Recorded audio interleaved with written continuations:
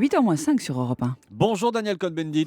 Bonjour Maxime. L'humeur de Dany, comme chaque matin. Aujourd'hui, on va donc se pencher sur le cas de la Grèce. La Grèce qui s'aventure vers de nouvelles législatives dans 3 semaines. Les dirigeants européens tremblent à l'idée que la gauche radicale puisse arriver au pouvoir.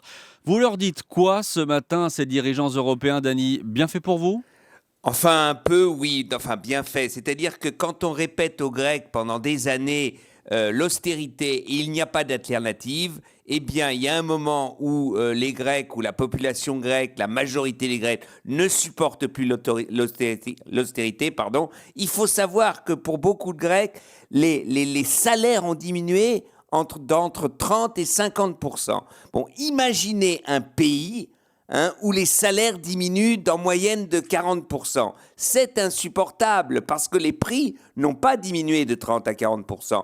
Donc c'est vrai il faut faire des réformes en Grèce, mais le rythme des politiques imposées par l'Union européenne, imposées par un dogmatisme néolibéral venant de l'Allemagne, mais soutenu par les autres gouvernements, eh bien aujourd'hui les Grecs disent on en a ras-le-bol et vous allez voir ce que vous allez voir. La Grèce a été soumise à une austérité très rude, vous l'avez dit. Il y avait selon vous donc une autre politique, un autre remède possible?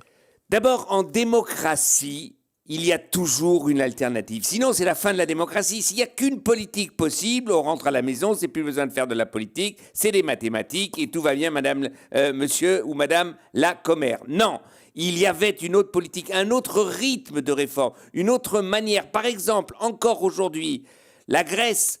Le problème de la Grèce, c'est d'importer du pétrole pour l'énergie. Alors évidemment, vous allez me dire, il n'y a pas de soleil en Grèce, il n'y a pas de vent en Grèce, donc d'essayer de faire des énergies renouvelables, ça serait complètement dément. Mais il faudrait investir.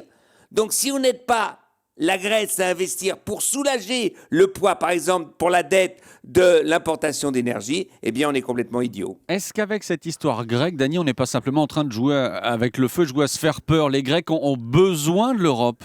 Oui, mais alors là, moi je crois qu'il faut être quand même raisonnable et rester les pieds sur terre. Il est évident que si la gauche radicale, si Tsipras arrive au pouvoir, il ne mettra pas sur pied le programme de Mélenchon ou de quelqu'un comme cela, pour la simple raison qu'il ne peut pas. Alors, le danger, c'est qu'il promet des tas de choses, augmenter les retraites, un salaire minimum en augmentation, etc. Seulement, il a besoin d'argent, car les caisses de l'État grec sont vides, donc il a besoin ou d'emprunter, mais il faudrait donc qui va lui donner de l'argent, donc il devra trouver un compromis avec l'Europe, et l'Europe devra trouver un compromis avec la Grèce. Donc je crois, eh bien pour la première fois je dis oui, si la gauche radicale arrive au pouvoir en Grèce, eh bien c'est une bonne chose parce que ça obligera et la gauche radicale à comprendre que pour faire la cuisine, on fait de la cuisine avec de l'eau et que l'eau c'est la même chose pour tout le monde,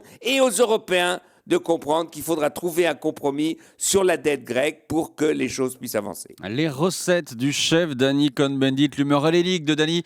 Merci Daniel Cohn-Bendit, à lundi. À lundi Maxime.